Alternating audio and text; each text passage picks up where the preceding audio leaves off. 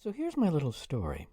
Many, many years ago, more than I care to admit, I wrote a short piece, kinda as a joke, in which I talked about how computers and artificial intelligence could automate all or part of the job of business management.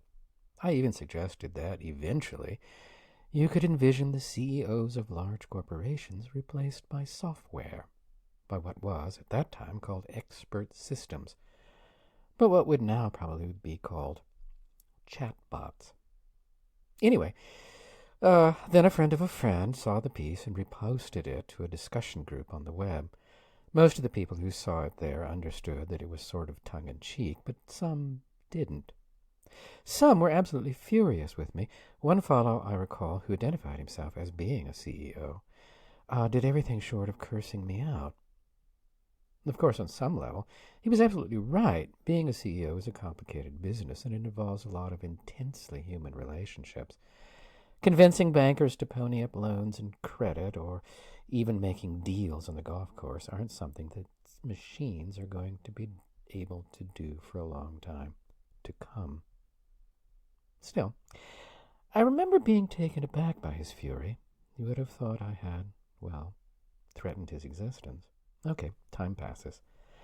The technology evolves remarkably. We come to today.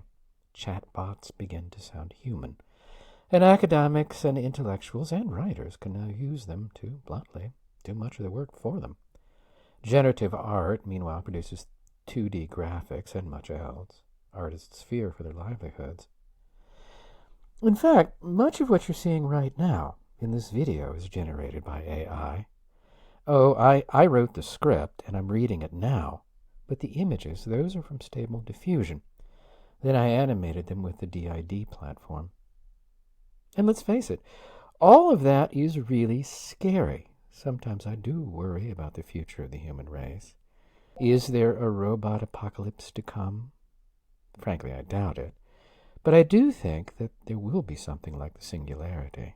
That is, a day when a machine's intelligence, or human intelligence amplified by machines, will vastly surpass our own, which, as I say, is terrifying.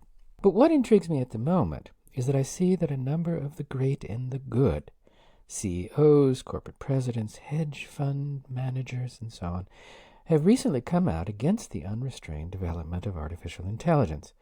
They've signed a letter saying so, and viewing with alarm. And maybe that's a good thing.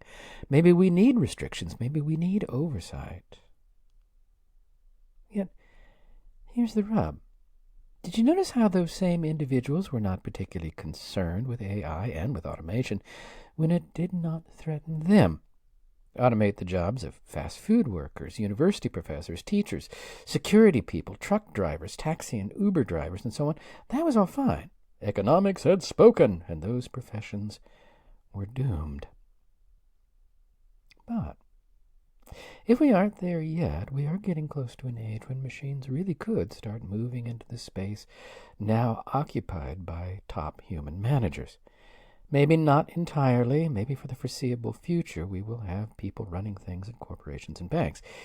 But you see, chatbots have already passed business school exams, which means that an ordinary man or woman with an MBA or even a BA from some nameless state college equipped with a host of intelligent mechanical assistants might someday be almost as good a manager, and a whole lot cheaper, as even a Harvard graduate with heaps of invaluable experience and loads of connections. And yes, that someday may or may not be soon, but you have the feeling it is coming. And more importantly, you suspect that a few celebrity CEOs and other highly placed executives with their friends on boards of directors who vote themselves multi-million-dollar bonuses even while their companies crash and burn share that thought. Oh, and this is even more important than that. Think about all those stockholders out there who are also considering those multi-million-dollar bonuses even while their investments go under. All of which is to, well, suggest that, honestly, I wonder about the motives of those moralizing CEOs bank executives and hedge fund managers. Maybe they're perfectly sincere, and their only wish is the best for us. And yet,